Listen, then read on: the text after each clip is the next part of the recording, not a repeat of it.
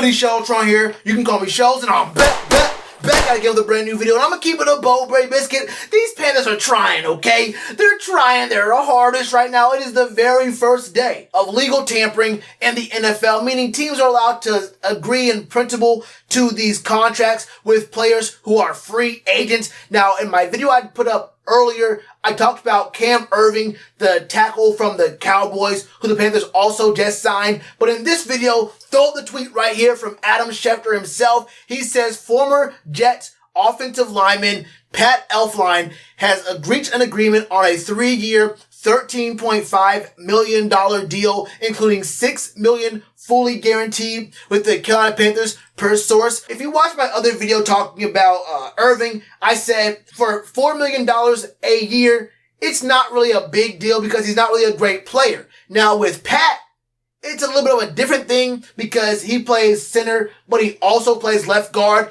and he has a pretty, let me just say, inconsistent history because he's been good.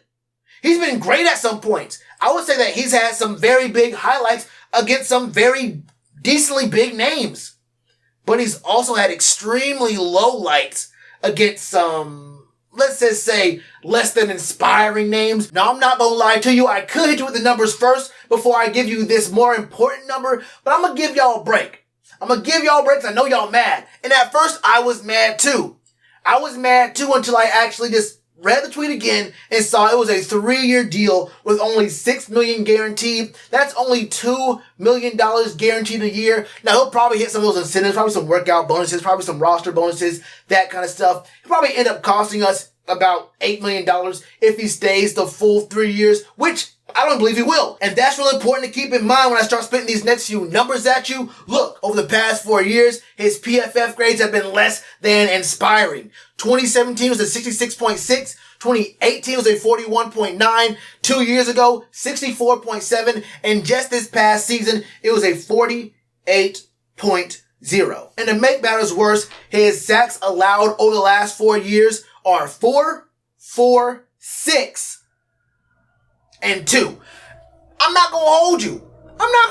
These aren't very great numbers. When you consider he's only getting paid $2 million a year, you gotta say, okay, I mean, this is more than likely. Hopefully. This is us saying, look, we're gonna spend $2 million on our backup at left guard, most likely. He could even be a center if Matt Paradis does get hurt or whatever. So there's a little bit of fluctuation and fluidity right here with this signing. But I won't lie to you, I am not impressed, and it gets even worse. There was a tweet from PFF Carolina showing this man Pat's pressure rate allowed over the past 4 years.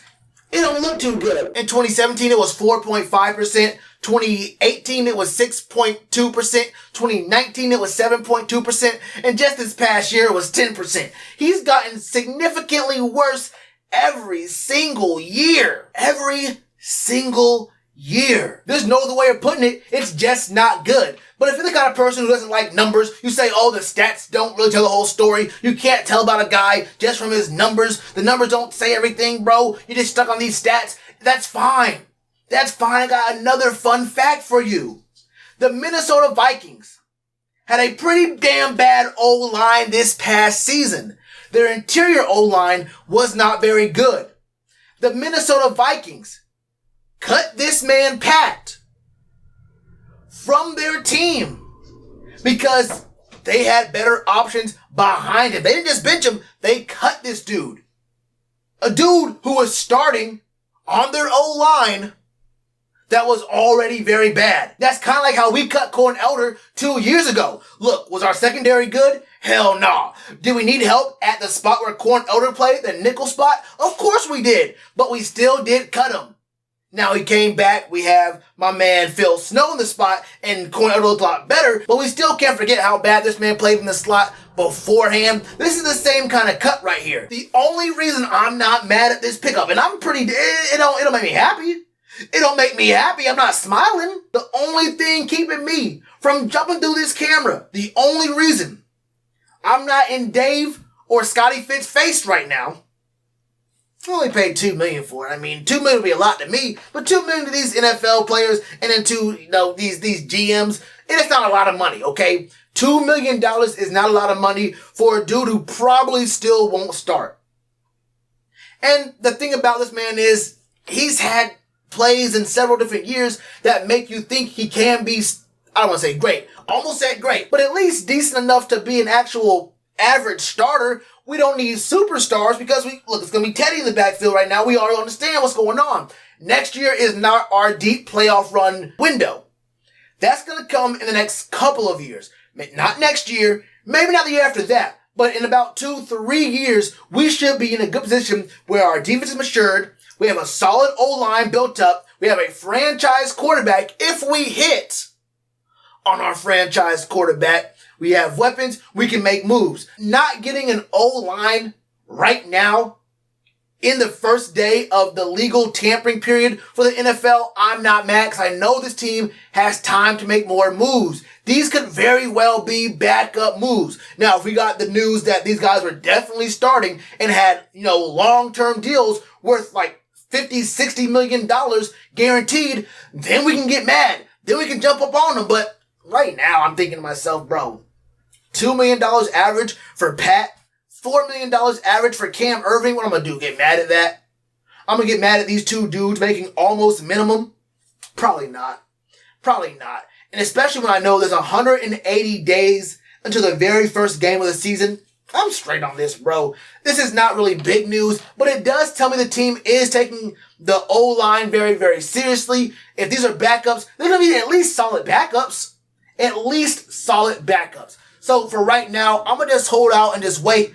Scotty Fitz said he's going to be aggressive. So I'm going to let him be aggressive. I'm going to let him go ahead and do these small moves first. You catch the small fish, then you use those small fish as bait to catch some bigger fish. That's how I feel about right now, man. Am I happy about this Pat signing? No. Am I pissed? Am I going to get mad about it? Am I going to start tweeting about it? Not really. I don't think he's going to be the starter. And even if he is the starter, I never thought this year was going to be a deep playoff run year regardless. So it is what it is. I'm not going to be mad about this pickup, man. We have a lot of time to make a lot more moves. And we may even cut more players to make more cap space for a bigger player. So as it stands, Pat Elflein, man, hope you're better than you were the last several years. But am I going to really get up in arms about it? Probably not. Probably not. That's how I feel about it, man. I want to know all your thoughts in the comments below. And you already know to do with that like button. Cheers to you, appreciate the chance. Being told y'all I been the man. Being told y'all I had the gift. Tell a friend to tell a friend. Real ones gonna recommend. Count this as another win.